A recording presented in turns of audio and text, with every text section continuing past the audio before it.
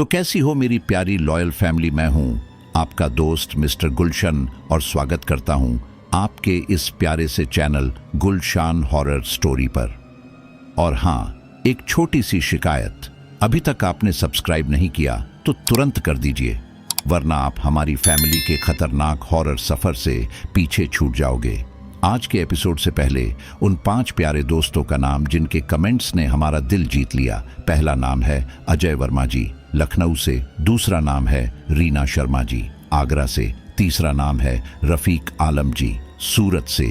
चौथा नाम है कविता सिंह जी, गोरखपुर से। पांचवां नाम है अनिल चौहान जी, इंदौर से। और जिन प्यारे साथियों का नाम नहीं ले पाया हूं, उन सबको भी दिल से बहुत बहुत धन्यवाद। तो चलिए अब शुरू करते हैं आज की बेहद डरावनी और सस्पेंस से भरी हुई कहानी, नवरात्रि की डरावनी रात। रात का सन्नाटा हमेशा से डरावना माना जाता है, लेकिन उस छोटे से गांव का सन्नाटा कुछ अलग ही था। गांव का नाम था भैरवपुर, एक ऐसा स्थान जहां दिन में चहल पहल और लोगों का हंसी ठहाका सुनाई देता था, लेकिन जैसे ही सूरज ढलता पूरा माहौल अजीब सी खामोशी में बदल जाता। भैरवपुर अपने आप में रहस्यों से घिरा हुआ गांव था। दूर दूर तक फैली हुई सरसों की खेती और बीचों बीच बना पुराना मंदिर गांव की पहचान था। कहते हैं कि यह मंदिर सैकड़ों साल पुराना है और इसके पीछे फैला हुआ खंडहर किसी समय भव्य राजमहल हुआ करता था। आज वहां सिर्फ टूटी हुई दीवारें, जली हुई ईंटें और बेलों से ढकी दरारें बची थीं। हर साल नवरात्रि का मेला पूरे गांव में धूमधाम से मनाया जाता था। मंदिर में सजावट होती, लोग दूर दूर से आते, देवी की मूर्तियों की आरती गूंजती और घंटियों की आवाज पूरे गांव को पवित्र बना देती। दिन के समय सब कुछ सामान्य और पवित्र लगता, लेकिन रात ढलते ही गांव का माहौल बदल जाता। हवा भारी लगने लगती, पेड़ों की पत्तियां अपने आप खड़खड़ाने लगती और मंदिर के पीछे वाले खंडहर से अजीब सी आवाजें आती। कई बार लोगों ने उन आवाजों को सुना था।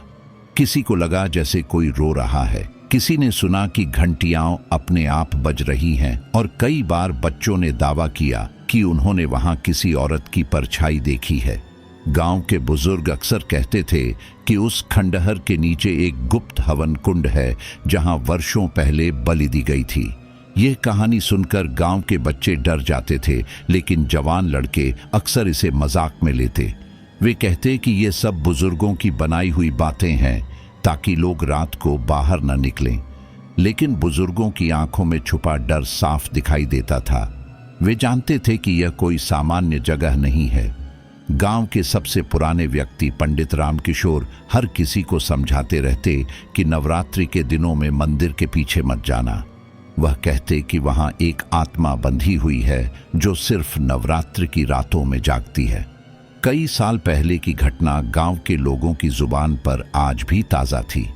कहते हैं कि एक बार कुछ बाहरी लोग मेला देखने आए थे। उनमें से 3 नौजवान शराब के नशे में खंडहर तक पहुंच गए। उन्होंने मंदिर की दीवारों पर गंदे शब्द लिखे और हवन कुंड में पत्थर फेंके। अगले दिन सुबह जब लोग वहां पहुंचे तो देखा कि उन तीनों के शव कुंड के पास पड़े थे। उनके चेहरों पर डर की ऐसी झलक थी कि देखने वाले की रूह कांप जाती। उनके शरीर पर कोई चोट नहीं थी, लेकिन उनकी आंखें फटी हुई थीं और मुंह से खून निकला हुआ था। उस दिन के बाद से किसी ने उस खंडहर की तरफ कदम रखने की हिम्मत नहीं की। गांव में अफवाहें फैल गईं कि यह सब उस औरत की आत्मा का काम है जिसे बलि चढ़ाया गया था। कहते हैं कि 100 साल पहले गांव में एक सुंदर स्त्री थी जिसका नाम था राधिका। वह देवी की बड़ी भक्त थी और हर नवरात्रि व्रत रखती थी। लेकिन गांव के कुछ तांत्रिकों ने दावा किया कि राधिका की कुंडली में ऐसी शक्ति है कि यदि उसकी बलि दी जाए तो वे अमृतत्व पा सकते हैं। उस समय गांव पर एक लालची जमींदार राज करता था। उसने तांत्रिकों की बात मान ली और राधिका को बलि के लिए पकड़ा गया। कहते हैं कि उसी पुराने महल के बीच बने हवन कुंड में उसकी बलि दी गई। उस दिन से लेकर आज तक उसकी आत्मा वहीं बंधी रह गई। बुजुर्ग कहते हैं कि बलि के समय राधिका ने श्राप दिया था कि वह हर नवरात्रि जागेगी और उन लोगों की आत्माएं लेगी जो उसकी मौत की हंसी उड़ाएंगे। उसका श्राप ऐसा था कि आज तक कोई उसे काट नहीं पाया। मंदिर में पूजा और भजन होते रहे, लेकिन खंडहर से आती चीखें और सिसकियां कभी बंद नहीं हुई। पहली बार गांव के कुछ लड़कों ने यह रहस्य खोलने का निश्चय किया। वे 5 दोस्त थे और उनका इरादा था कि इस कहानी की सच्चाई का पता लगाया जाए। वे दिन में तो हिम्मत दिखाते, लेकिन जैसे ही अंधेरा घिरता उनके दिल की धड़कनें तेज हो जाती। नवरात्रि का पहला दिन आया। पूरे गांव में रौनक थी, मेला लगा था, औरतें सज धज कर भजन गा रही थीं, बच्चे झूलों पर खेल रहे थे और दुकानों पर मिठाई बिखरी हुई थी। मंदिर के सामने कतार लगी थी, सब देवी के दर्शन कर रहे थे, लेकिन इन 5 दोस्तों की नजरें बार बार मंदिर के पीछे की तरफ जा रही थी। उन्हें ऐसा लग रहा था जैसे कोई उन्हें वहां बुला रहा हो। सूरज ढल चुका था और धीरे धीरे मेले की भीड़ कम होने लगी। जब सब लोग अपने घर लौट रहे थे, 5 दोस्तों ने चुपचाप एक दूसरे की तरफ देखा और बिना कुछ कहे मंदिर के पीछे की तरफ चल पड़े। उनके कदम भारी थे, लेकिन उत्सुकता ने उन्हें आगे बढ़ने पर मजबूर कर दिया। हवा और ठंडी हो गई, चारों ओर अजीब सा सन्नाटा फैल गया। जैसे जैसे वे खंडहर के पास पहुंचते गए, पत्तियों की सरसराहट और गहरी होती गई। दीवारों पर उगी बेलें चांद की रोशनी में और भी डरावनी लग रही थीं। खंडहर का दरवाजा टूटा हुआ था, आधा लटक रहा था। जैसे ही उन्होंने अंदर कदम रखा, अचानक हवा का तेज झोंका आया और दरवाजा अपने आप बंद हो गया। सभी दोस्त एक दूसरे की तरफ देखने लगे। उनके चेहरे पर डर साफ दिखाई दे रहा था, लेकिन अब पीछे मुड़ने का सवाल ही नहीं था। दीवारों पर काई जमी हुई थी और हर कोने से टप टप पानी टपकने की आवाज आ रही थी। लेकिन सबसे डरावनी बात यह थी कि अचानक मंदिर की घंटियों की आवाज सुनाई देने लगी, जबकि कोई वहां मौजूद नहीं था। उनके पैरों के नीचे की जमीन गीली महसूस हो रही थी, जैसे वहां हाल ही में खून गिरा हो। उन्होंने देखा कि फर्श पर लाल धब्बे बने हुए हैं। एक दोस्त ने कांपते हुए टॉर्च की रोशनी फर्श पर डाली तो देखा कि धब्बे खून के ही थे। वह घबराकर पीछे हट गया, लेकिन बाकी दोस्तों ने उसे शांत रहने के लिए कहा। वे सभी हवन कुंड की तरफ बढ़े। कुंड चारों ओर से टूटी हुई ईंटों से घिरा था। उसमें राख और काले पत्थर भरे थे। अचानक उनमें से किसी ने देखा कि राख हिल रही है। रात गहराती जा रही थी। गांव के मंदिर में दिन भर का शोरगुल अब धीरे धीरे शांत हो चुका था। भक्तों की भीड़, मेले की रौनक, बच्चों की हंसी ठिठोली और ढोल नगाड़ों की आवाज सब मानो समय के साथ कहीं गायब हो गई थी। हवा में अब सिर्फ अगरबत्ती और घी के दीपक की धीमी सुगंध तैर रही थी। मंदिर के आंगन में इक्का दुक्का दीपक टिमटिमा रहे थे, जिनकी लौ कभी तेज हो जाती तो कभी धीमी होकर बुझने के कगार पर पहुंच जाती। चारों ओर एक अजीब सा सन्नाटा फैल गया था, जैसे किसी ने पूरे गांव की सांस रोक दी हो। लेकिन उस सन्नाटे के बीच अचानक से कुछ ऐसा हुआ जिसने सबको अंदर तक डरा दिया। मंदिर के गर्भगृह से अचानक घंटियों की आवाज आने लगी। यह सामान्य घंटियों की आवाज नहीं थी, यह धीमी भी थी और भारी भी, मानो कोई अदृश्य हाथ उन घंटियों को धीरे धीरे हिला रहा हो। पहले एक घंटी बजी, फिर दूसरी, फिर तीसरी, और देखते ही देखते पूरा मंदिर उन भयानक घंटियों की गूंज से भर गया। गांव के लोग इस समय तक अपने अपने घरों में जा चुके थे, लेकिन मंदिर के पास रहने वाले कुछ बूढ़े और बच्चे जाग उठे। सब ने अपने कानों में यह अजीब आवाज सुनी। लोग खिड़कियों और दरवाजों से झांकने लगे। शुरुआत में उन्होंने सोचा शायद कोई भक्त देर रात पूजा कर रहा होगा, लेकिन जब उन्होंने मंदिर के दरवाजे की तरफ देखा तो पाया कि दरवाजा बंद था और वहां कोई नहीं था।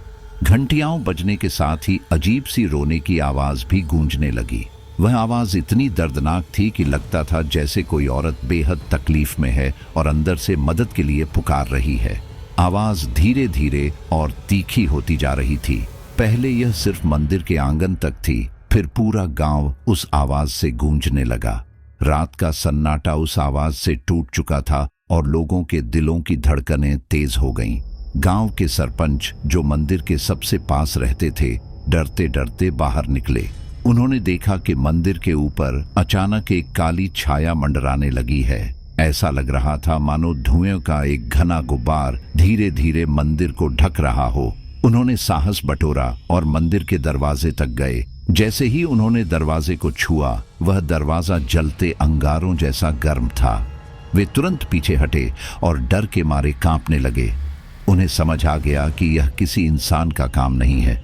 उधर गांव के कुछ नौजवान भी जाग चुके थे। वे आपस में बातें करने लगे कि आखिर यह सब हो क्या रहा है।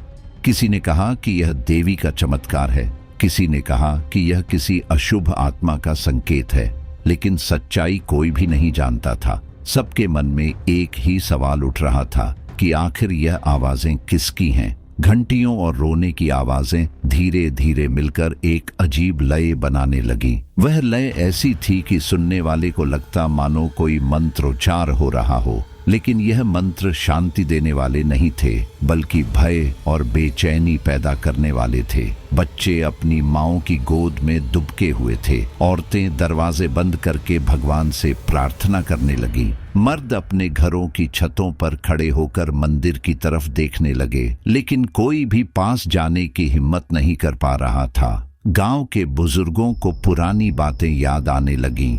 उन्हें अपने बाप दादाओं से सुनी हुई कहानियां याद आईं, जिनमें कहा गया था कि मंदिर के पीछे वाले खंडहर में एक औरत की आत्मा बंधी हुई है। वह आत्मा नवरात्रि की रातों में जागती है और अपनी पीड़ा व्यक्त करती है। वे कहते थे कि जब तक कोई उसे मुक्ति नहीं देगा, तब तक वह हर साल अपनी उपस्थिति का एहसास कराती रहेगी। बुजुर्ग यह सब सोचकर कांप उठे। मंदिर का दृश्य अब और भी डरावना हो गया था। दीपक की लौ एकदम से तेज होकर नीली पड़ गई थी। नीली आग की तरह टिमटिमाते दीपक देखकर गांव वाले समझ गए कि यह कोई सामान्य घटना नहीं है।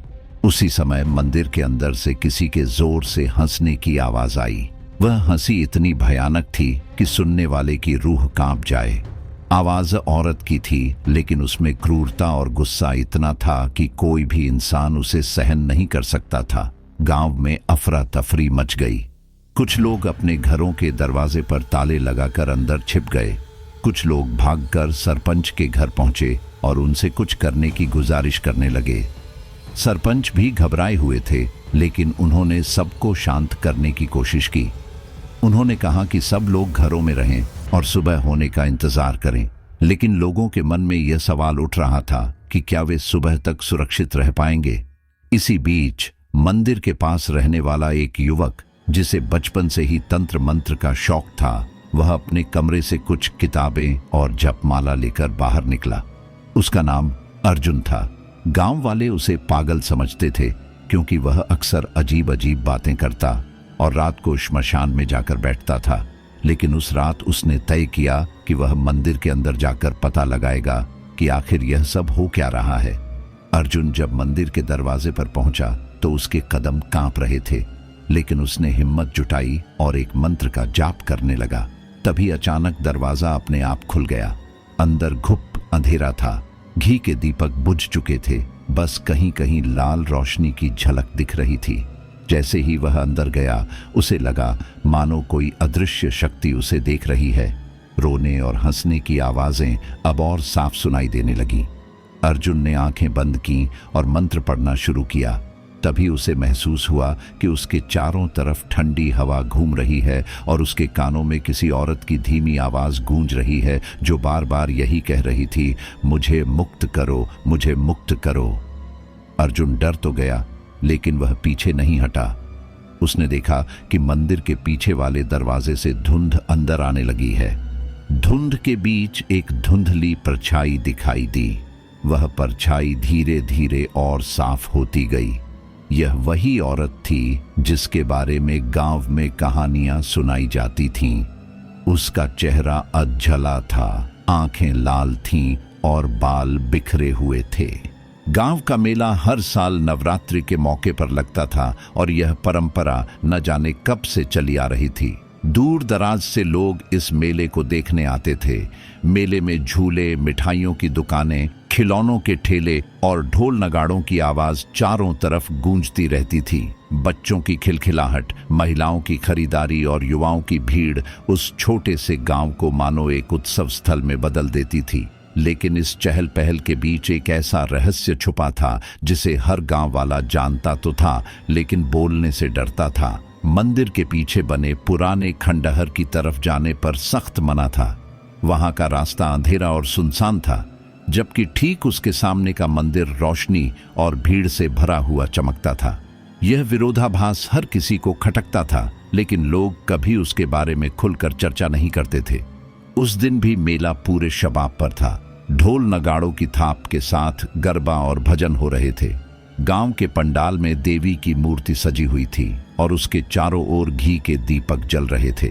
हवा में अगरबत्ती की खुशबू घुली हुई थी, लेकिन उसके बीच में कहीं ना कहीं एक अजीब सी घुटन भी महसूस हो रही थी।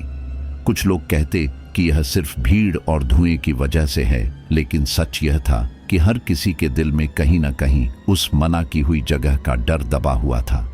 मेले में आए कुछ नौजवान लड़कों का ध्यान अचानक उस तरफ चला गया। वे 5 दोस्त थे और सब एक दूसरे के जिगरी यार। बचपन से उन्होंने मंदिर के पीछे की उस जगह की कहानियां सुनी थीं। गांव के बुजुर्ग कहते थे कि वहां एक औरत की आत्मा बंधी है और जो भी वहां जाने की कोशिश करता है वह लौटकर कभी ठीक नहीं आता। यह बातें हमेशा उनके दिमाग में घूमती रहती थीं। मेले की भीड़ और शोरगुल से हटकर जब उनकी नज़र मंदिर की पिछली दीवार पर पड़ी तो उन्हें लगा जैसे कोई अदृश्य ताकत उन्हें अपनी ओर बुला रही हो। उन दोस्तों में सबसे हिम्मती रवि था। वह हमेशा कहता था कि ये सब अंधविश्वास है और लोग बेवजह डरते हैं। उसने बाकी दोस्तों को चुनौती दी कि क्यों न आज रात सब मिलकर उस खंडहर तक जाएं और देखें कि आखिर वहां छुपा क्या है। बाकी चारों पहले तो डर गए, लेकिन फिर हंसने लगे। किसी ने कहा कि अगर आज नवरात्रि की रात हम वहां गए तो हो सकता है हमें देवी का आशीर्वाद ही मिल जाए। कोई बोला कि अगर सच में वहां भूत प्रेत है तो यह मौका है असली रोमांच का। धीरे धीरे सब राजी हो गए, लेकिन उनके मन में कहीं ना कहीं डर की लहरें उठ रही थीं। जब वे मेले में इधर उधर घूम रहे थे तो उन्होंने गौर किया कि कोई भी इंसान मंदिर के पीछे की गली में नहीं जाता। यहाँ तक कि वहां लगी एक पुरानी टूटी हुई लालटेन भी सालों से जली नहीं थी। गली का रास्ता हमेशा अंधेरे में डूबा रहता था, मानो किसी ने जानबूझकर उस हिस्से को उत्सव से अलग कर दिया हो। बच्चों को खास तौर पर उस तरफ जाने से रोका जाता और अगर कोई बच्चा गलती से उधर भाग जाता तो उसकी मां तुरंत उसे खींचकर वापस ले आती। रात के करीब 10 बज चुके थे। मेले का शोर अब धीरे धीरे कम हो रहा था। कई लोग अपने घरों को लौट चुके थे और पंडाल में बस कुछ ही भक्त बचे थे जो भजन गा रहे थे। लेकिन उन 5 दोस्तों की आंखों में नींद का नाम नहीं था। उनकी निगाहें बार बार मंदिर के उस हिस्से की तरफ चली जाती थीं जो अंधेरे में डूबा हुआ था। वे धीरे धीरे आपस में बातें करने लगे और तय किया कि जैसे ही भीड़ और कम हो जाएगी वे सब वहां जाकर देखेंगे कि आखिर यह जगह इतनी डरावनी क्यों मानी जाती है। मेले के चारों तरफ चमकती रोशनियां थीं, लेकिन उस गली में एकदम सन्नाटा था। यहाँ तक कि हवा भी वहां अजीब तरह से चलती थी। बाकी गांव में हल्की हल्की ठंडी हवा बह रही थी, लेकिन उस गली में जाते ही हवा भारी और दमघोंटू लगती थी। जब वे 5 दोस्त उस रास्ते की तरफ बढ़े तो उन्हें लगा जैसे उनके कदम खुद ब खुद रुक रहे हैं।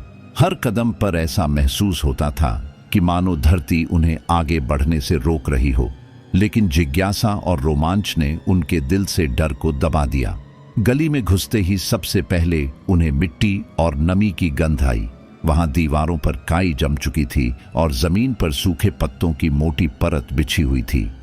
पेड़ों की टहनियां इतनी झुकी हुई थीं कि ऐसा लगता था मानो वे किसी रहस्य को छुपाने की कोशिश कर रही हों। वहां पहुंचकर अचानक चारों तरफ की आवाजें बदल गईं। मेले का शोर अब सुनाई नहीं दे रहा था। ऐसा लग रहा था जैसे वे किसी और ही दुनिया में आ गए हों। बस उनके पैरों के नीचे पत्तों के टूटने की खड़खड़ाहट और कहीं कहीं उल्लू की आवाज सुनाई दे रही थी। अचानक उनमें से एक ने कहा कि उसे ऐसा लग रहा है जैसे कोई उन्हें देख रहा है। बाकी सब ने उसकी बात पर हंसने की कोशिश की, लेकिन भीतर से वे भी यही महसूस कर रहे थे। वे जैसे जैसे आगे बढ़ते हवा और ठंडी होती जा रही थी। उनकी सांसें धुंध में बदल रही थीं और उनके शरीर में अजीब सी कंपी दौड़ रही थी। गली के आखिर में उन्हें वह पुराना खंडहर दिखाई दिया। टूटी हुई दीवारें, आधा जला हुआ लकड़ी का दरवाजा और उसके ऊपर चमगादड़ों का झुंड बैठा हुआ था। खंडहर के चारों ओर फैली वीरानी ने उनकी रूह कंपा दी। वहां की मिट्टी मानो लाल रंग में भीगी हुई थी। दीवारों पर अजीब आकृतियां बनी हुई थीं, जो किसी साधारण इंसान की बनाई हुई नहीं लग रही थीं। ऐसा लग रहा था मानो किसी ने वहां वर्षों पहले कोई तांत्रिक अनुष्ठान किया हो। उनकी आंखें उस जगह पर टिकी रहीं और वे सब कुछ देर तक चुप खड़े रहे। उसी समय अचानक मंदिर की घंटियां फिर बजने लगी, लेकिन इस बार यह आवाज अलग थी। मेले तक यह आवाज नहीं पहुंच रही थी, लेकिन यहाँ यह इतनी साफ और इतनी भयावह थी कि उनके कान सुन्न हो गए। घंटियों के साथ ही फिर वही रोने की आवाज गूंजने लगी। इस बार आवाज इतनी पास थी कि ऐसा लग रहा था जैसे कोई औरत खंडहर के अंदर बैठकर रो रही हो। पांचों दोस्त अब हिल गए थे। खंडहर के सामने खड़े पांचों दोस्तों के दिल की धड़कनें तेज हो चुकी थीं। उस अंधेरी जगह के बाहर खड़े होकर वे एक दूसरे की आंखों में देख रहे थे। हर किसी की आंखों में सवाल था, क्या सच में हमें अंदर जाना चाहिए?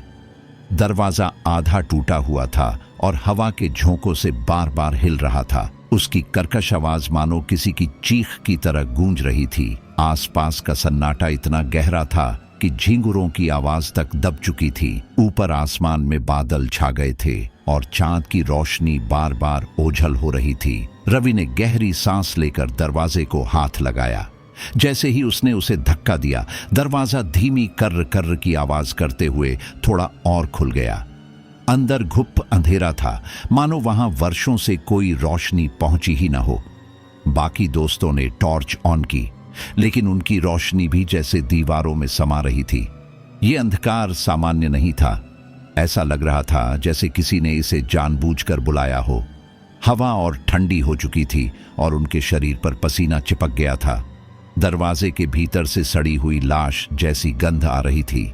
नाक पर हाथ रखने के बावजूद वे उसे रोक नहीं पा रहे थे। वह गंध इतनी गहरी और तेज थी कि उनके पेट में मरोड़ उठने लगे, मानो भीतर किसी ने सैकड़ों लाशें एक साथ गाड़ दी हों और उनकी आत्माएं अब भी वहां भटक रही हों। सबने एक दूसरे की तरफ देखा और कुछ पल के लिए उनकी हिम्मत डगमगा गई। उनमें से सुरेश ने कहा कि हमें यहीं से लौट जाना चाहिए, लेकिन रवि की आंखों में एक अजीब सा जुनून चमक रहा था। उसने कहा कि इतनी दूर आकर अब वापस जाना कायरता होगी। उन्होंने कदम बढ़ाया और अंदर प्रवेश किया। दरवाजे से भीतर का दृश्य उन्हें झकझोर गया। दीवारों पर गहरे काले धब्बे थे, मानो किसी ने वहां आग लगाई हो। फर्श पर बिखरी हुई लकड़ियां और राख अब भी वैसी ही पड़ी थी। ऐसा लग रहा था जैसे किसी अनुष्ठान के दौरान अचानक सब कुछ अधूरा छोड़ दिया गया हो। जाले और धूल हर जगह फैली हुई थी। उनके कदमों की आहट अंदर गूंज रही थी और वह गूंज इतनी भयावह थी कि लग रहा था मानो कोई और भी उनके साथ चल रहा हो। अचानक तेज हवा का झोंका आया और दरवाजा पीछे से जोर की आवाज के साथ बंद हो गया। सबके दिल की धड़कनें रुक सी गईं। वे पलटकर दरवाजे की तरफ भागे, लेकिन वह अंदर से जैसे अपने आप बंद हो चुका था। उन्होंने जोर जोर से धक्का दिया, लेकिन दरवाजा हिला तक नहीं। सबके चेहरों पर पसीना छलक आया। उनकी आंखों में अब डर साफ झलक रहा था। वे समझ चुके थे कि अब वे इस जगह में फंस चुके हैं और बाहर निकलना आसान नहीं होगा। खंडहर के भीतर और गहराई तक जाते हुए उन्हें अजीब अजीब आवाजें सुनाई देने लगीं। कभी किसी औरत के कराहने जैसी, तो कभी किसी बच्चे के रोने जैसी। उनकी टॉर्च की रोशनी बीच बीच में झिलमिलाने लगी। ऐसा लग रहा था मानो किसी अदृश्य ताकत ने उसे नियंत्रित कर लिया हो। दीवारों पर परछाइयां बार बार हिलती और उनकी शक्लें इंसानी नहीं लगती थीं। कभी कोई परछाई लंबी होती, कभी छोटी, कभी बिना सिर की आकृति बन जाती। पांचों दोस्त अब पसीने से तरबतर हो चुके थे। खंडहर के बीचों बीच उन्हें एक टूटा हुआ हवन कुंड दिखाई दिया। उसके चारों ओर जली हुई लकड़ियों और राख के ढेर फैले थे। राख में से अब भी हल्की हल्की धुंध निकल रही थी, जबकि उसे जले हुए सालों बीत चुके होंगे। कुंड के पास उन्हें कुछ अजीब चिन्ह बने दिखाई दिए। ये चिन्ह सामान्य धार्मिक प्रतीक नहीं थे, ये किसी काले अनुष्ठान के निशान लगते थे। उनमें से कोई भी इन्हें समझ नहीं पा रहा था, लेकिन हर किसी के दिल में यह एहसास था कि इन प्रतीकों के पीछे कोई गहरा रहस्य है। अचानक उन सबको ऐसा लगा मानो पीछे कोई खड़ा हो। सबने पलटकर देखा तो वहां सिर्फ अंधेरा था, लेकिन उनके कानों में सांसों की आवाज गूंज रही थी। वे समझ गए कि कोई अदृश्य शक्ति उनका पीछा कर रही है। तभी दरवाजे से हल्की सी खटखटाहट की आवाज आई। सब चौकन्ने होकर उधर देखने लगे। दरवाजा अपने आप हिल रहा था, जबकि हवा अंदर नहीं आ रही थी। धीरे धीरे उस दरवाजे की दरार से किसी औरत का चेहरा झांकता दिखाई दिया। उसकी आंखें लाल अंगारों की तरह चमक रही थीं और चेहरा इतना विकृत था कि उसे इंसान कहना मुश्किल था। जैसे ही उन्होंने उसे देखा, टॉर्च की रोशनी अचानक बुझ गई। अब वे घुप अंधेरे में खड़े थे। चारों तरफ सिर्फ सन्नाटा और उनके धड़कते दिलों की आवाज थी। तभी उस दरवाजे के टूटे हिस्से से किसी ने जोर से खरोंच मारी। लकड़ी चटकी और आवाज इतनी तेज थी कि सबके कान सुन्न हो गए। वे समझ गए कि यह दरवाजा अब किसी भी पल टूट सकता है। सब एक दूसरे से लिपट गए और घबराकर इधर उधर भागने लगे, लेकिन रास्ता सिर्फ एक ही था और वह दरवाजे की ओर जाता था। अचानक दरवाजा पूरी ताकत से हिला और इस बार वह टूटकर नीचे गिर पड़ा। बाहर से ठंडी हवा का झोंका अंदर आया, लेकिन उसके साथ ही वह भयानक आकृति भी भीतर चली आई। उसका शरीर आधा इंसानी और आधा धुएं जैसा था। उसकी लंबी छोटी जमीन पर रेंग रही थी और उसकी चीख ने खंडहर को हिला दिया। पांचों दोस्त अब बुरी तरह कांप रहे थे। उनमें से एक ने हिम्मत करके दरवाजे की तरफ भागने की कोशिश की, लेकिन जैसे ही उसने कदम बाहर रखा, उसके गले पर ठंडी बर्फ जैसी पकड़ कस गई। उसकी चीख गूंज उठी और बाकी 4 दोस्त वहीं थर्रा गए। अब वे सब समझ चुके थे कि यह खंडहर महज कोई पुराना घर नहीं, बल्कि उस चुड़ैल का बसेरा है जिसके बारे में गांव में कहानियां कही जाती थीं। टूटा दरवाजा उनकी किस्मत की सबसे बड़ी गलती साबित हो चुका था। वे इस जगह के कैदी बन चुके थे और अब उन्हें नहीं पता था कि अगले ही पल उनके साथ क्या होगा। रात और गहरी हो चुकी थी। बाहर मेले की आवाजें पूरी तरह थम चुकी थीं। अब गांव वाले चैन की नींद सो रहे थे, लेकिन इन 5 दोस्तों के लिए यह रात एक अभिशाप बन चुकी थी। टूटा दरवाजा उनके लिए मौत का रास्ता खोल चुका था और अब उनकी किस्मत उसी अंधेरी ताकत के हाथों में थी। टूटे हुए दरवाजे के गिरते ही खंडहर का अंधेरा और भी भयावह हो गया था। वह औरतनुमा आकृति अब भीतर आ चुकी थी और उसकी लाल जलती हुई आंखें मानो 5 दोस्तों की आत्मा को चीर रही थीं। हवा अचानक भारी हो गई थी और सांस लेना मुश्किल सा हो रहा था। सब एक दूसरे से सटे हुए खड़े थे, लेकिन डर के मारे किसी की हिम्मत नहीं थी कि वे आवाज भी निकाल सके। तभी रवि ने टॉर्च जलाने की कोशिश की, लेकिन उसकी रोशनी टिमटिमाते ही बुझ गई, मानो किसी ने जानबूझकर उसे बंद कर दिया हो। चारों तरफ बस वही ठंडी स्याह परछाइयां थीं और उस चुड़ैल की फुफकारती सांसें। अचानक उनकी नजर दीवार की ओर गई। वहां लाल रंग से कुछ लिखा हुआ था। रोशनी पूरी तरह बुझ जाने के बावजूद उन अक्षरों में एक अजीब सी चमक थी, मानो वह खून सचमुच जिंदा हो। दीवार पर उभरे शब्द धीरे धीरे और स्पष्ट होते जा रहे थे। ऐसा लग रहा था मानो कोई अदृश्य हाथ उन पर अभी भी लिख रहा हो। उन शब्दों को देख सबकी रूह कांप गई, क्योंकि वहां किसी अजीब भाषा में मंत्र जैसा कुछ लिखा था। रवि ने पढ़ने की कोशिश की, लेकिन वह भाषा इतनी अपरिचित थी कि सिर्फ उसका उच्चारण सुनते ही उनके कानों में दर्द होने लगा। दीवार से हल्की हल्की सी गंध भी आ रही थी। वह वही गंध थी जो उन्हें पहले दरवाजे से अंदर आते ही महसूस हुई थी, लेकिन अब वह और गहरी थी। ऐसा लग रहा था मानो ताजा खून दीवार से रिस रहा हो। सुरेश ने कांपते हुए हाथ बढ़ाकर उस पर छूने की कोशिश की और जैसे ही उसकी उंगली उस लाल निशान पर लगी, उसकी चीख निकल गई। उसके हाथ पर खून चिपक गया था, लेकिन यह सामान्य खून नहीं था। वह खून जल रहा था, मानो उसमें आग छुपी हो। सुरेश ने दर्द से हाथ झटक दिया, लेकिन उसकी उंगलियों पर जले हुए निशान पड़ चुके थे। यह सब देखकर बाकी दोस्त भी घबरा गए। उन्हें लगने लगा कि यह दीवार ही इस खंडहर की असली शक्ति का केंद्र है, लेकिन डर ने उनके पैरों को वहीं जकड़ दिया। वे न आगे बढ़ पा रहे थे न पीछे हट पा रहे थे। तभी अचानक दीवार से टपकते खून की धारियां बनने लगीं। वे धारियां धीरे धीरे जमीन पर गिरकर अजीब आकृतियां बनाने लगीं। उन आकृतियों में कभी इंसान के चेहरे दिखाई देते, कभी किसी जानवर की शक्ल और कभी कभी किसी बच्चे की आंखें। अब वह चुड़ैल औरत दरवाजे के पास खड़ी थी। उसकी परछाई लंबी होती चली जा रही थी और जमीन पर फैलकर उन खून के निशानों से मिल रही थी। जैसे ही उसकी परछाई उन आकृतियों को छूती, वे आकृतियां जिंदा होकर हिलने लगती। किसी का मुंह खुलकर चीखता, किसी की आंखें चमक उठती। पूरा खंडहर अब मानो उन आत्माओं से भर गया था जिनकी मौतें यहाँ हुई थीं। उन पांचों दोस्तों में से सबसे कमजोर दिल वाला रमेश डर से बेहोश होकर वहीं गिर पड़ा। बाकी चारों ने उसे उठाने की कोशिश की, लेकिन उसके शरीर में एकदम ठंडक भर चुकी थी। उसकी सांसें धीमी हो गई थीं और चेहरा पीला पड़ चुका था। अब सब समझ चुके थे कि यह खून महज कोई निशान नहीं, बल्कि किसी अभिशाप की जंजीर है। यह दीवार किसी कैद खाने की तरह है जिसमें अनगिनत आत्माएं कैद हैं। अचानक दीवार पर खून से एक और शब्द उभर आया। इस बार वह उनकी भाषा में था। उसमें लिखा था, भागो नहीं तो अगला नाम तुम्हारा होगा। यह देख सबकी चीख निकल गई। वे दरवाजे की तरफ भागे, लेकिन टूटा हुआ दरवाजा जैसे किसी अदृश्य शक्ति ने फिर से खड़ा कर दिया था। अब वहां सिर्फ ईंटों की मोटी दीवार थी। रास्ता पूरी तरह बंद हो चुका था। अब वे सब खंडहर के भीतर फंस चुके थे। उन्हें लगने लगा कि यह दीवार सिर्फ खून से नहीं बनी, बल्कि इसमें वर्षों का श्राप, चीखें और अधूरे अनुष्ठान कैद हैं। रवि ने हिम्मत जुटाकर कहा कि हमें इन निशानों को मिटाना होगा, वरना हम सब मर जाएंगे। उसने अपने कपड़े का टुकड़ा फाड़कर दीवार को रगड़ना शुरू किया, लेकिन जैसे ही उसने ऐसा किया, पूरा खंडहर हिलने लगा। छत से धूल झड़ने लगी। चारों तरफ से अजीब सी कराहने की आवाज आने लगी। ऐसा लग रहा था मानो किसी ने सैकड़ों आत्माओं को जगा दिया हो।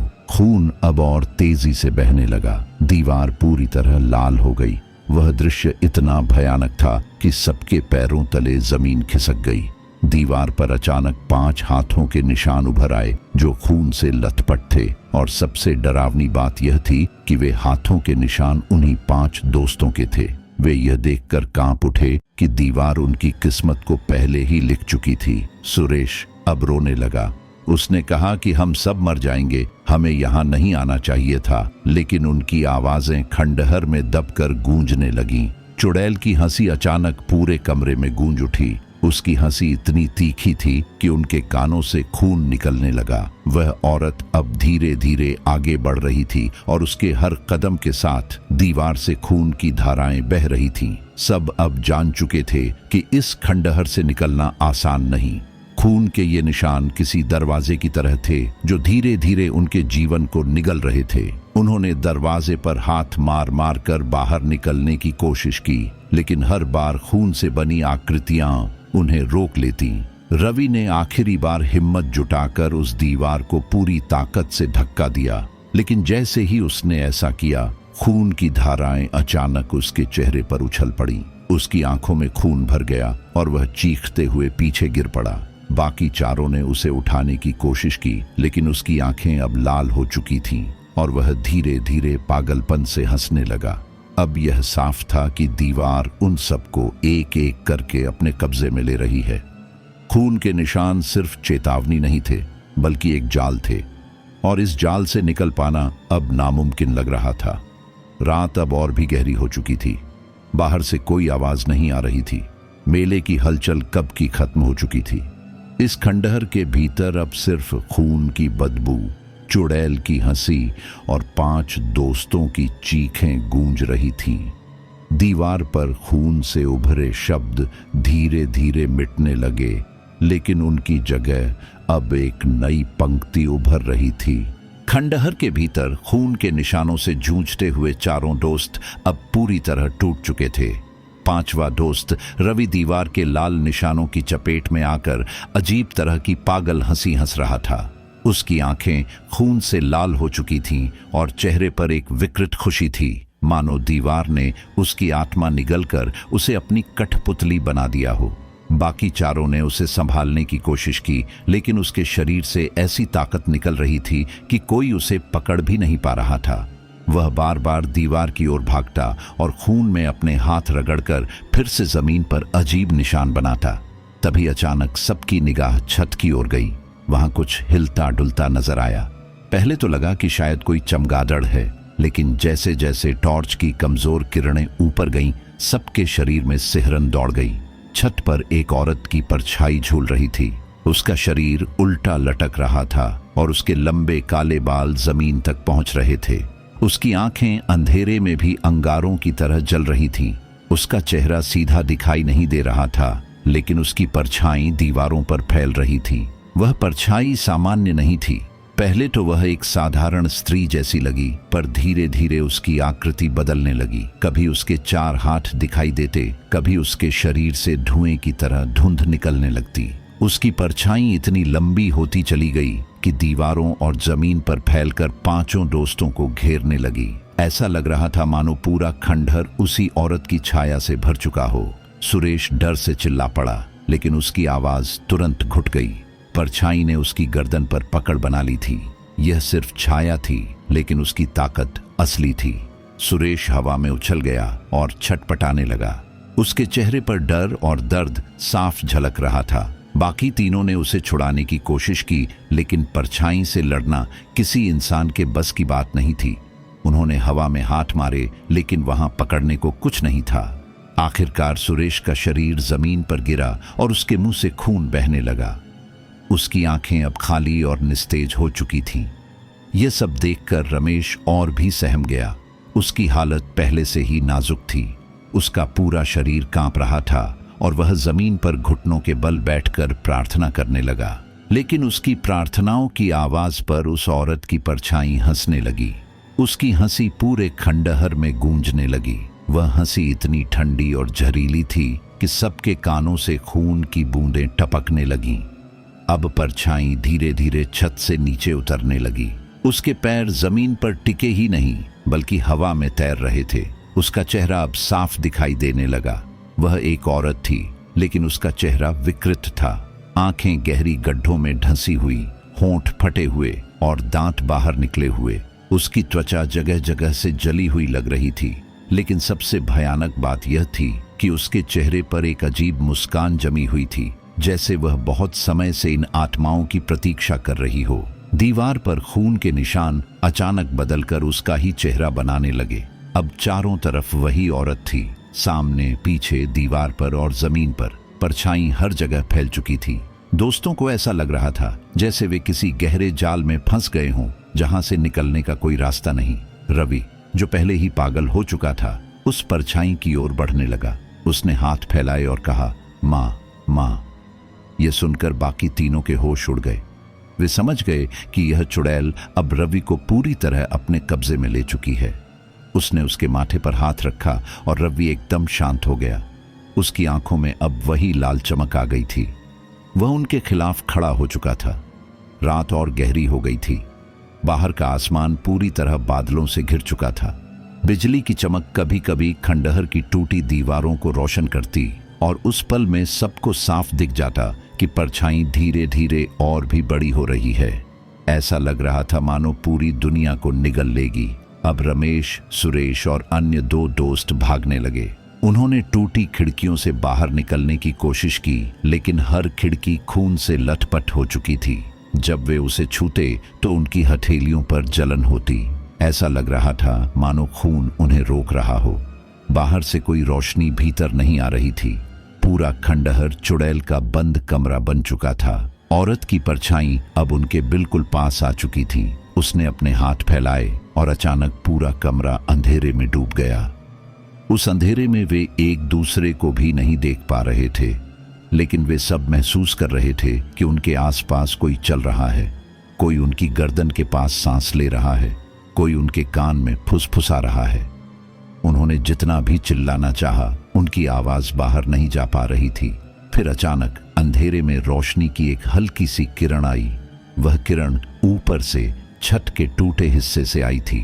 उस रोशनी में सबने देखा कि औरत की परछाई पूरी तरह उनके ऊपर छा चुकी थी। वह अब इंसानी रूप में नहीं थी।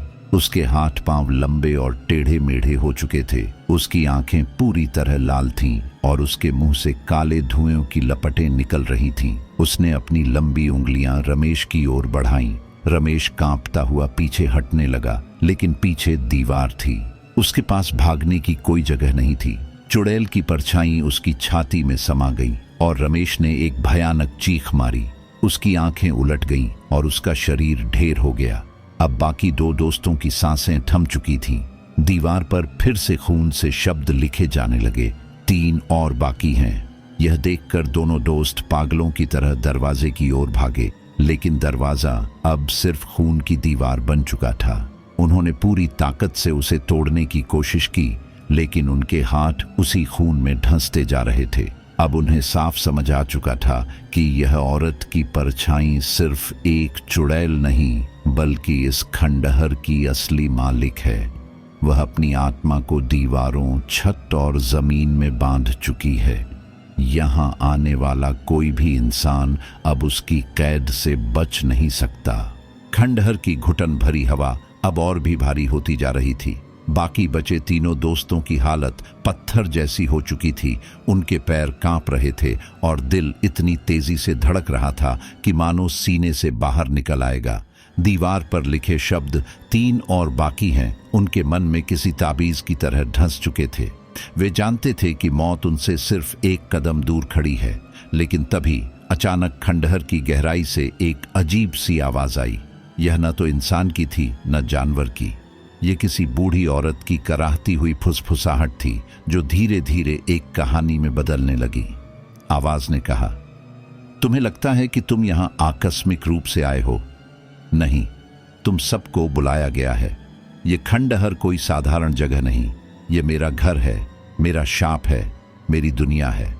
और जो यहां एक बार कदम रख देता है, उसकी आत्मा हमेशा के लिए मेरी कैद हो जाती है। दोस्तों ने डरते डरते चारों ओर देखा, पर कहीं कोई नजर नहीं आया। बस दीवारों से वही आवाज गूंज रही थी।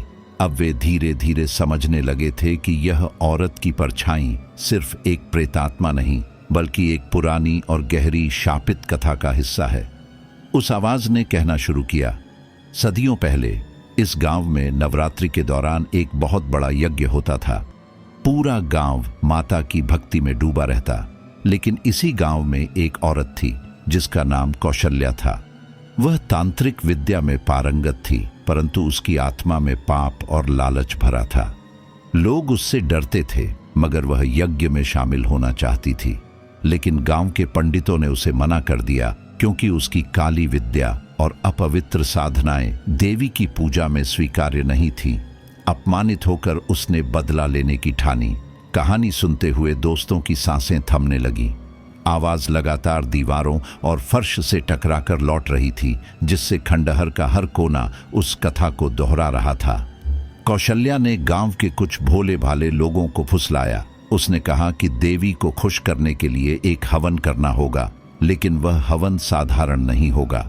उसमें पशुओं का नहीं, बल्कि इंसानों का बलिदान चढ़ेगा। औरतों और बच्चों को अंधेरे में फुसलाकर वह अपने कुंड में जिंदा जला देती। हवन कुंड की आग से निकलती चीखें आसमान तक जाती, लेकिन किसी को सुनाई नहीं देती। लोग जब तक सच्चाई समझते, तब तक दर्जनों आत्माएं उस अग्नि में फंस चुकी थीं। दोस्तों की आंखें डर से चौड़ी हो गईं।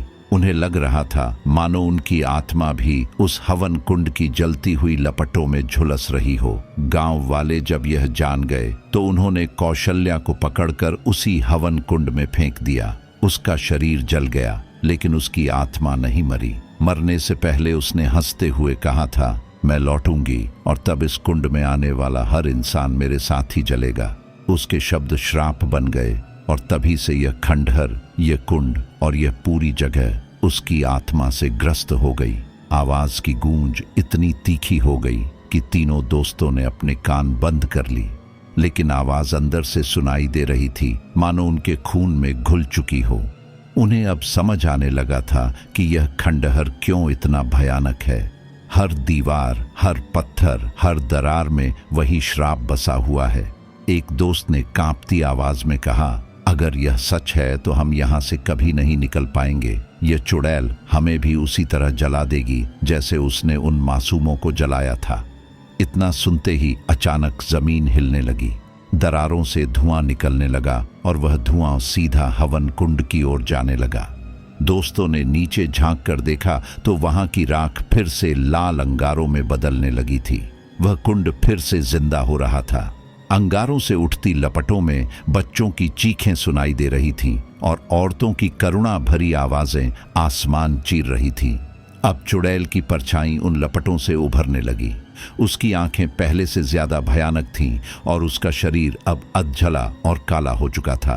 उसके बाल राख की तरह उड़ रहे थे और उसकी मुस्कान पहले से भी ज्यादा डरावनी थी। उसने अपने दोनों हाथ फैलाए और कहा, तुम्हारी कथा अब शुरू होगी। तुम सब भी इस शाप का हिस्सा बनने वाले हो।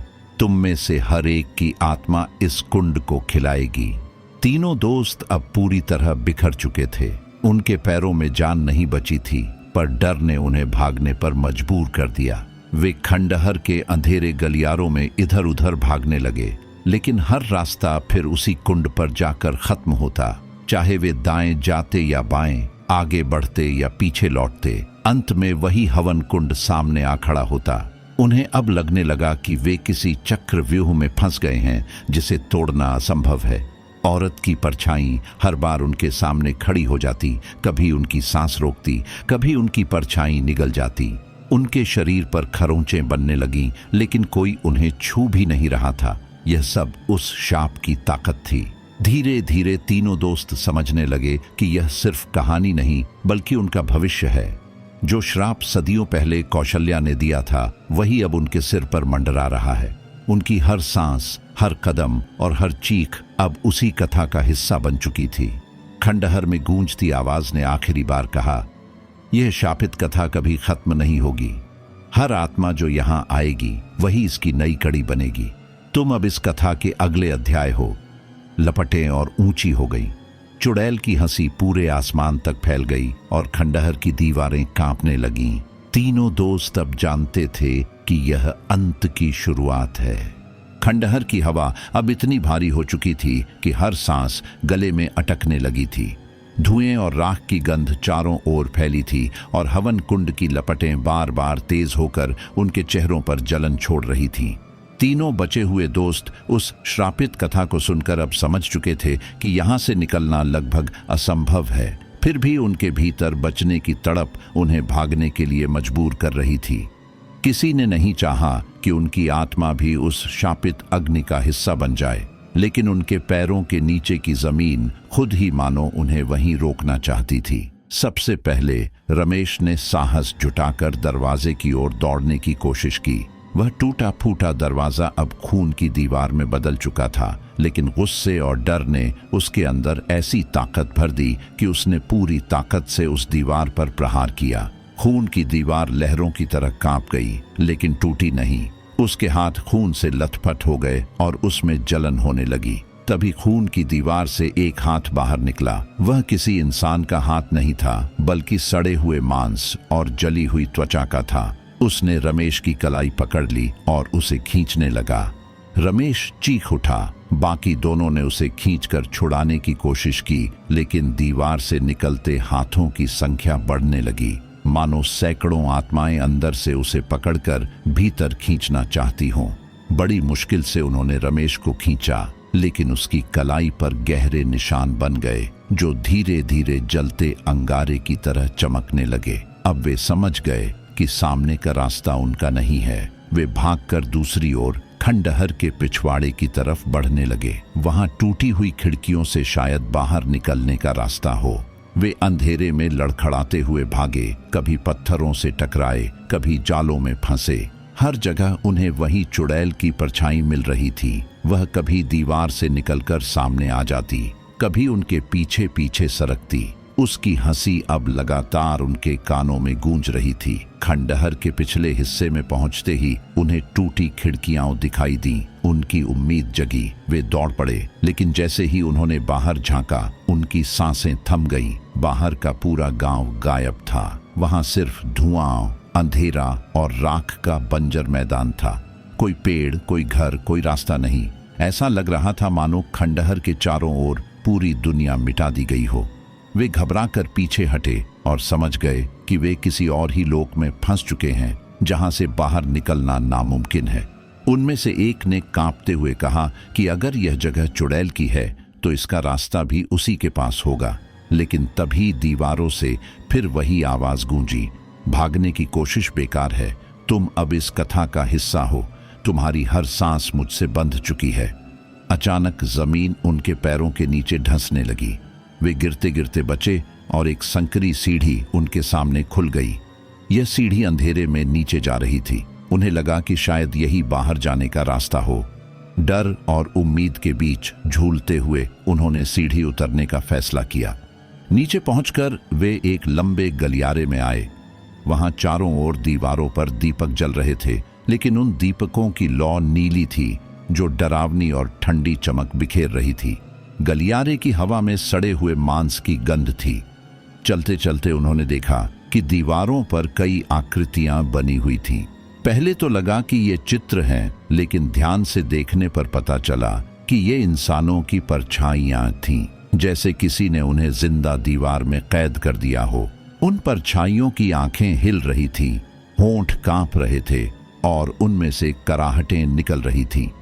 तीनों के पैरों तले जमीन खिसकने लगी, लेकिन अब पीछे लौटना संभव नहीं था। वे भागते हुए गलियारे के अंत तक पहुंचे। वहां एक विशाल दरवाजा था जिस पर लोहे की मोटी जंजीरें बंधी थीं। उन्होंने मिलकर उसे धक्का दिया। दरवाजा हिला और अंदर से तेज रोशनी फूटी। उनके दिल में उम्मीद की किरण जगी। वे और जोर से धक्का देने लगे, लेकिन तभी पीछे से चुड़ैल की परछाई चिल्लाती हुई आई। उसकी चीख इतनी भयानक थी कि दीपकों की लौ एक एक कर बुझने लगी। अंधेरा फिर से छा गया। परछाई अब और बड़ी होकर उनके सिर पर मंडरा रही थी। उसके बाल फैलकर पूरे गलियारे को ढक रहे थे। उसने कहा, भागने की कोशिश करने वाले सबसे पहले मरते हैं। रमेश, जो अब तक सबसे बहादुर दिख रहा था, अचानक हिम्मत जुटाकर दरवाजे की ओर दौड़ा। उसने पूरी ताकत से जंजीरें खींची। जंजीरें चीखने लगीं और उसमें से खून टपकने लगा। वह जंजीरें असली लोहे की नहीं, बल्कि जिंदा शरीरों की बनी थीं। हर कड़ी में किसी इंसान की हड्डियां और मांस जुड़ा हुआ था। रमेश ने जैसे ही उसे छुआ, उसकी हथेलियां उस जंजीर से चिपक गईं। वह जितना खींचता, उतना ही उसका मांस जंजीर में समाता जाता। उसकी चीखें गलियारे में गूंज उठीं। बाकी दोनों उसे छुड़ाने दौड़े, लेकिन चुड़ैल की परछाई उनके बीच आ गई। उसने अपने हाथ फैलाए और पूरा गलियारा कांपने लगा। दीवारों से परछाइयां निकलकर उनकी ओर बढ़ने लगीं। वे परछाइयां इंसानों की थीं जो कभी इस श्रापित जगह में फंसे थे। अब वे भी इस खेल का हिस्सा थे। वे कराहते हुए आगे बढ़े और दोनों दोस्तों को पकड़ने लगे। उनकी पकड़ इतनी ठंडी और मजबूत थी कि शरीर सुन्न होने लगा। रमेश अब पूरी तरह दरवाजे से चिपक चुका था। उसकी आंखें उलट गईं और उसकी चीख अचानक थम गई। उसकी जगह अब वह खुद जंजीर का हिस्सा बन चुका था। उसके हाथ पांव लोहे की कड़ियों में बदल गए और उसका चेहरा जंजीर पर उभर आया। बाकी दोनों यह देखकर पागलपन की हद तक डर गए। उन्होंने पूरी ताकत से परछाइयों को धक्का देकर अपने आप को छुड़ाया और गलियारे में उल्टे भागने लगे। लेकिन गलियारा अब लंबा और अंतहीन हो चुका था। वे जितना दौड़ते उतना ही आगे वही दरवाजा फिर सामने आ जाता। उनकी सांसें टूट रही थीं, दिल फटने जैसा हो रहा था, लेकिन चुड़ैल की हंसी अब और पास आ चुकी थी। खंडहर की घुटन अब जानलेवा हो चुकी थी। अंधेरे गलियारे में दो ही दोस्त बचे थे और उनके मन से उम्मीद धीरे धीरे खत्म होती जा रही थी। वे लगातार भागते रहे थे, लेकिन हर बार वही दरवाजा, वही खून से टपकती जंजीरें और वही चुड़ैल की परछाई उनके सामने आ जाती। उनका शरीर अब थक कर जवाब दे चुका था। आंखों के नीचे गहरे काले घेरे, सांसें टूटी टूटी और दिल मानो सीने से बाहर निकल जाना चाहता था। दोनों ने एक कोने में बैठकर सोचा कि शायद यही उनका अंत है, लेकिन तभी अचानक हवा का रुख बदलने लगा। खंडहर के भीतर ठंडी और सड़ी गंध के बीच एक मीठी खुशबू फैल गई। ये खुशबू बिल्कुल अलग थी, मानो चंदन और धूप बत्ती की हो। दोनों ने चौंक कर चारों ओर देखा। अंधेरा अभी भी था, पर उस अंधेरे में कहीं ना कहीं से हल्की सी रोशनी छनकर आ रही थी। रोशनी धीरे धीरे और बढ़ने लगी। पहले एक बिंदु थी, फिर वह लौ बन गई, और फिर उस लौ से एक अदृश्य आकृति प्रकट हुई। उनके सामने देवी की छवि थी। वह पूरी तरह तेजस्वी नहीं थी, लेकिन उनका आभा मंडल इतना उज्जवल था कि अंधेरा उनसे दूर भागने लगा। उनकी आंखों में करुणा थी, पर साथ ही उनमें ऐसी शक्ति थी जिससे चुड़ैल की हंसी एकदम थम गई। दोनों दोस्त उस दृश्य को देखकर हक्का बक्का रह गए। उनके शरीर अपने आप जमीन पर झुक गए और उनके मुंह से निकला, माता हमें बचा लो। देवी की छवि ने कुछ नहीं कहा, लेकिन उनके हाथ से एक त्रिशूल प्रकट हुआ। त्रिशूल की नोक से एक किरण निकली और सीधे हवन कुंड पर पड़ी। कुंड की लपटें, जो अभी तक भयावह चीखों से भरी थीं, वे शांत होने लगीं। राख का ढेर धीरे धीरे जमकर पत्थर बन गया। आसमान से गूंजती हुई आत्माओं की कराहटें धीरे धीरे थम गईं। चुड़ैल की परछाई, जो अब तक उन दोनों के चारों ओर मंडरा रही थी, अचानक गुस्से से चीख पड़ी। उसकी आंखें और लाल हो गईं और उसका शरीर और भी भयानक रूप लेने लगा।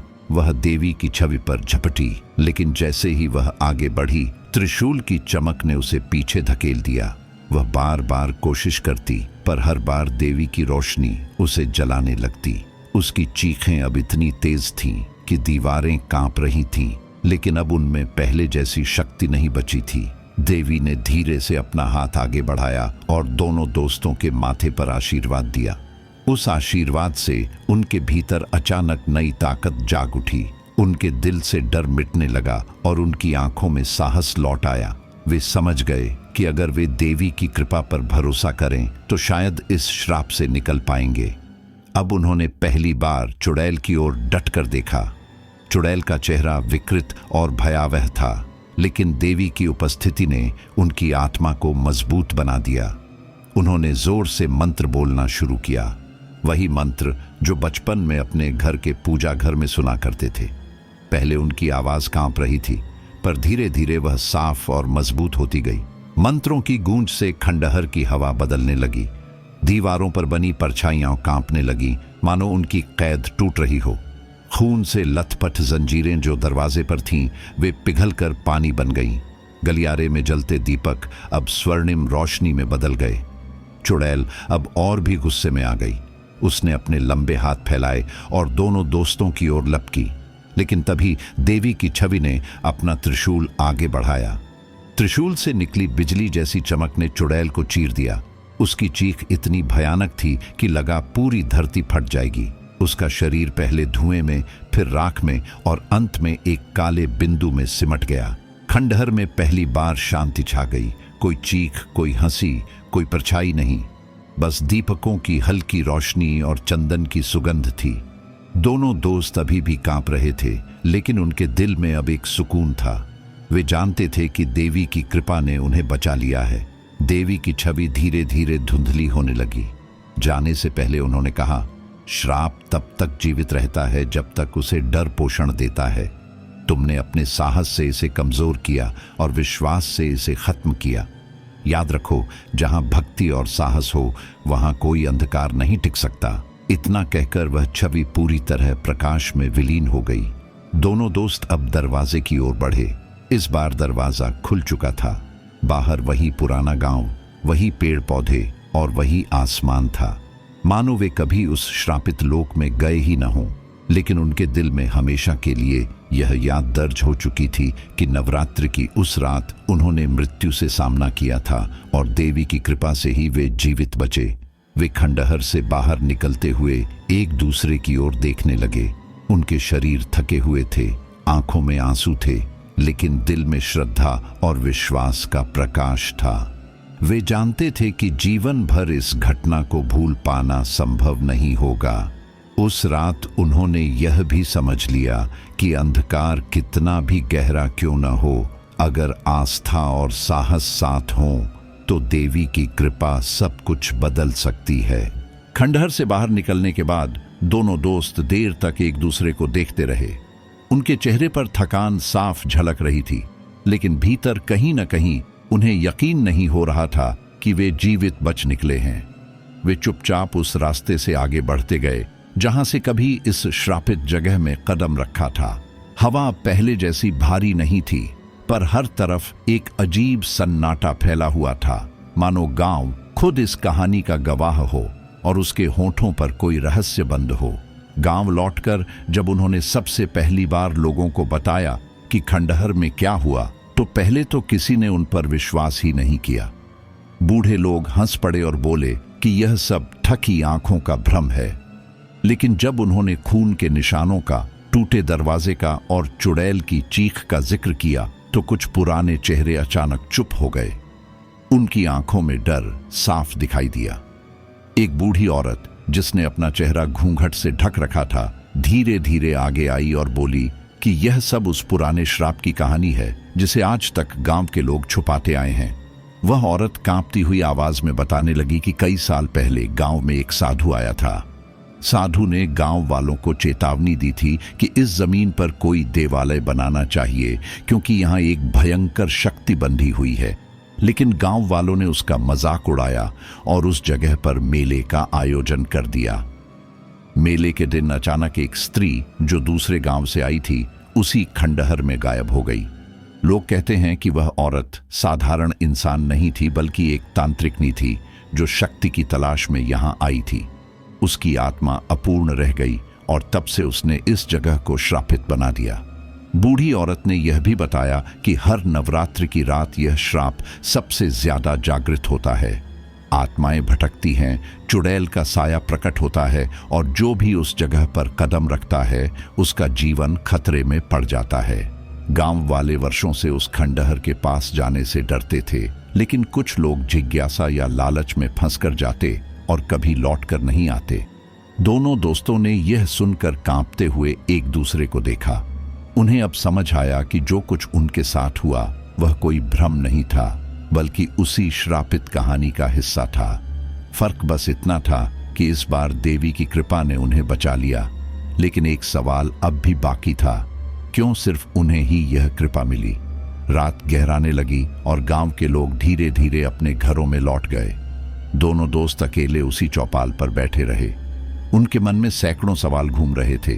तभी अचानक हवा से वही चंदन की खुशबू फिर से उठी। वे चौंक कर उठ खड़े हुए। सामने वही बूढ़ी औरत थी, लेकिन इस बार उसके चेहरे पर अजीब सी चमक थी। उसने धीरे से कहा, तुम दोनों को देवी ने चुना था, क्योंकि तुम्हारे भीतर अभी भी आस्था बाकी थी। बाकी लोग डर और लालच में खो चुके हैं, लेकिन तुम्हारे भीतर विश्वास था। यही वजह है कि तुम उस श्राप से बच सके। उसने यह भी बताया कि श्राप पूरी तरह खत्म नहीं हुआ है। चुड़ैल की आत्मा दब गई है, पर अगर आने वाले वर्षों में लोग फिर से अंधकार और लालच को बढ़ावा देंगे, तो यह श्राप फिर से जागृत हो सकता है। उसका मिटना तभी संभव है जब गांव वाले मिलकर देवी का स्थान बनाए और सच्चे मन से आस्था प्रकट करें। दोनों दोस्तों को अब सारी सच्चाई समझ आ गई थी। उन्होंने तय किया कि वे गांव वालों को यह सच बताएंगे और उन्हें एकजुट करेंगे। अगले दिन उन्होंने सबको बुलाया और पूरी घटना विस्तार से सुनाई। पहले तो लोग डरे, लेकिन धीरे धीरे उनमें भी श्रद्धा जागने लगी। सबने मिलकर खंडहर की जगह पर देवी का मंदिर बनाने का निश्चय किया। दिनों की मेहनत के बाद वहां मंदिर का निर्माण हुआ। जब पहली बार देवी की प्रतिमा स्थापित की गई, तो पूरे गांव में एक अलग ही ऊर्जा महसूस हुई। हवा में शांति और सुगंध भर गई। पक्षियों की चहचहाहट लौट आई और रात का सन्नाटा धीरे धीरे टूट गया। दोनों दोस्तों ने मन ही मन प्रण किया कि वे कभी उस रात को नहीं भूलेंगे, क्योंकि वही रात थी जिसने उन्हें मौत से सामना करवाया। वही रात थी जिसने उन्हें आस्था की ताकत दिखाई, और वही रात थी जिसने उन्हें यह सिखाया कि अंधकार चाहे कितना भी गहरा क्यों न हो, सत्य और भक्ति हमेशा उजाला लाती है। गांव अब पहले जैसा नहीं रहा। लोग अब नवरात्रि को सिर्फ उत्सव नहीं बल्कि श्रद्धा और शक्ति की रात मानने लगे, और हर बार जब घंटियों की गूंज उस मंदिर से फैलती तो दोनों दोस्तों की आंखों में वह रात लौट आती। उन्हें लगता मानो देवी की छवि अब भी वही है, मंदिर के हर कोने में, और उनकी कृपा हमेशा उन पर बनी रहेगी। लेकिन कहीं न कहीं उनके मन में यह डर भी हमेशा जीवित रहा कि अगर लोग फिर से भूल करेंगे तो वह चुड़ैल की आत्मा फिर लौट सकती है, और शायद तब इतनी आसानी से किसी को देवी की कृपा न मिल पाए। इस तरह सच्चाई अब सबके सामने आ चुकी थी। रहस्य का पर्दा हट गया था, लेकिन उसके पीछे की सीख सबको हमेशा याद रहने वाली थी। तो दोस्तों, ये थी आज की नवरात्रि की डरावनी रात की कहानी। उम्मीद है आपको ये डर और सस्पेंस से भरी कहानी पसंद आई होगी। अगर वीडियो अच्छा लगा तो एक लाइक, कमेंट और शेयर जरूर करना, क्योंकि आपका साथ ही हमें और भी ज्यादा खतरनाक कहानियां लाने की ताकत देता है। और हाँ, चैनल को सब्सक्राइब करना मत भूलना, वरना अगली बार चुड़ैल खुद आपके सपनों में आकर पूछेगी, सब्सक्राइब क्यों नहीं किया। मैं हूं आपका दोस्त मिस्टर गुलशन। मिलता हूं आपसे अगली कहानी में। तब तक के लिए सावधान रहिए, क्योंकि डर कभी भी कहीं भी आ सकता है। जय माता दी।